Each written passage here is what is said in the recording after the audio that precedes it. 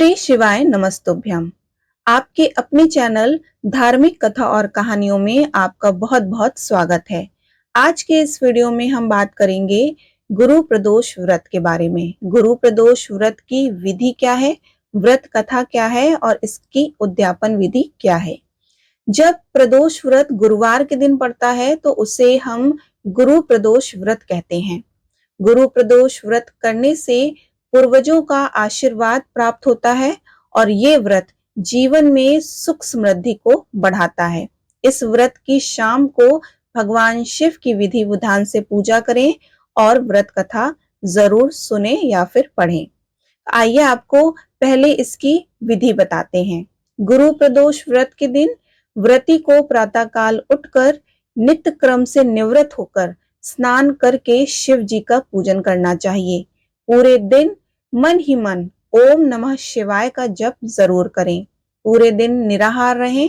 त्रयोदशी के दिन प्रदोष काल में यानी कि सूर्यास्त से 3 घड़ी पूर्व शिव जी का पूजन करना चाहिए। गुरु प्रदोष व्रत की पूजा शाम 4:30 बजे से लेकर शाम 7 बजे के बीच में की जाती है।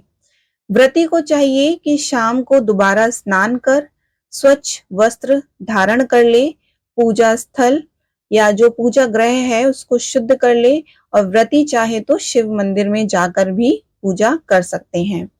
5 रंगों से रंगोली बनाकर मंडप तैयार करें।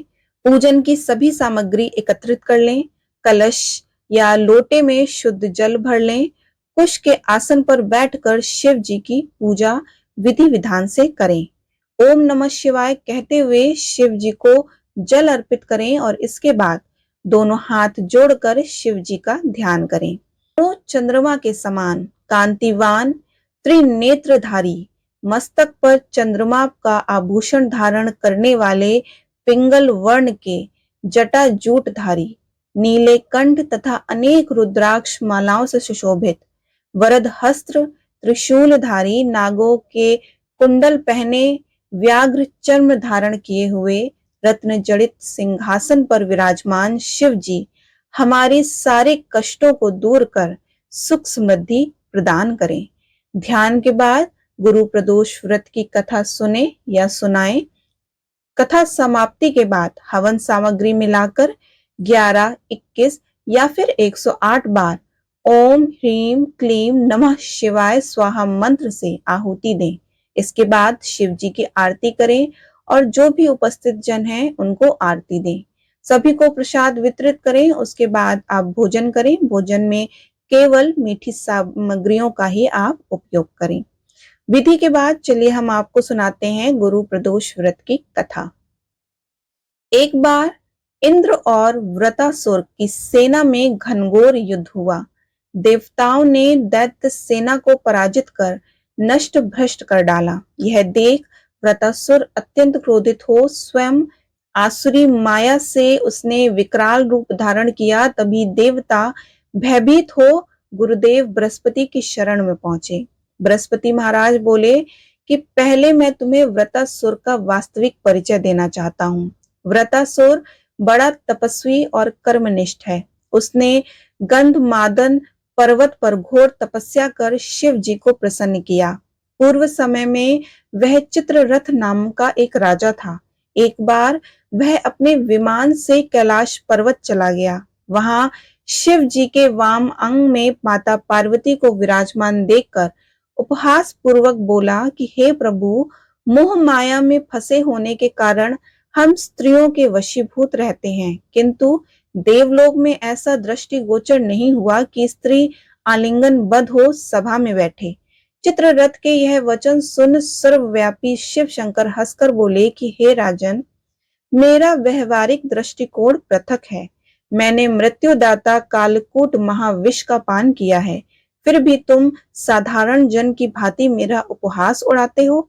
माता पार्वती क्रोधित हो चित्ररथ से संबोधित हुई कि अरे दुष्ट, तूने सर्वव्यापी महेश्वर के साथ ही मेरा भी उपहास उड़ाया है।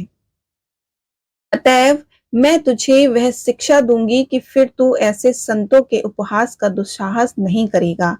तब तू दैत्य स्वरूप धारण कर विमान से नीचे गिर मैं तुझे श्राप देती हूँ।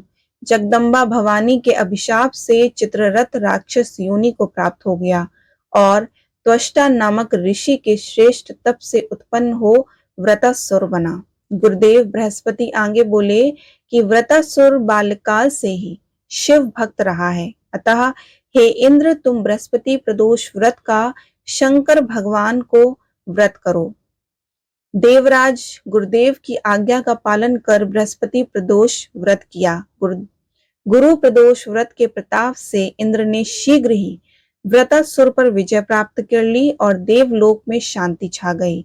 बोलो उमापति शंकर भगवान की जय। गुरु प्रदोष व्रत कथा के बाद गुरु प्रदोष की उद्यापन विधि भी मैं आपको बताना चाहती हूँ। स्कंद पुराण के अनुसार व्रती को कम से कम 11 अथवा 21 त्रयोदशी व्रत के बाद उद्यापन करना चाहिए। उद्यापन एक दिन पहले यानी कि द्वादशी तिथि को श्री गणेश भगवान का विधिवत षोडशोपचार विधि से पूजन करें तथा पूरी रात शिव पार्वती और श्री गणेश जी की भजनों के साथ जागरण करें। उद्यापन के दिन प्रातःकाल उठकर नित्य कर्मों से निवृत्त हो जाएं और स्वच्छ वस्त्र धारण कर लें। पूजा गृह को शुद्ध कर लें। पूजा स्थल पर रंगीन वस्त्रों और रंगोली से मंडप बनाएं। मंडप में एक चौकी अथवा पटरे पर शिव पार्वती की प्रतिमा स्थापित करें। अब शिव पार्वती की विधि विधान से पूजन करें, भोग लगाएं और गुरु प्रदोष व्रत की कथा सुने अथवा सुनाएं। अब हवन के लिए 1.25 किलो आम की लकड़ी को हवन कुंड में सजाएं। हवन के लिए गाय के दूध में खीर बनाएं। हवन कुंड का पूजन करें। दोनों हाथ जोड़कर हवन कुंड को प्रणाम करें।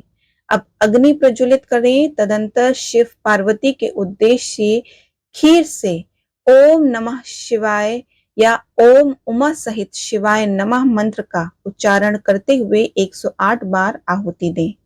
हवन पूर्ण होने के पश्चात शिव जी की आरती करें। ब्राह्मणों को सामर्थ्य अनुसार दान दें और भोजन कराएं। आप अपने इच्छा अनुसार 1 या 2 या 5 ब्राह्मणों को भोजन और दान करा सकते हैं। यदि भोजन कराना संभव ना हो तो किसी भी मंदिर में यथाशक्ति दान करें। इसके बाद बंधु बांधवों सहित प्रसाद ग्रहण करें और भोजन करें। इस प्रकार उद्यापन करके व्रती पुत्र पौत्रादि से युक्त होता है तथा आरोग्य लाभ होता है। इसके अतिरिक्त वह अपने शत्रुओं पर विजय प्राप्त करता है एवं संपूर्ण पापों से मुक्त हो शिव धाम को पाता है। बोलो उमापति शंकर भगवान की जय।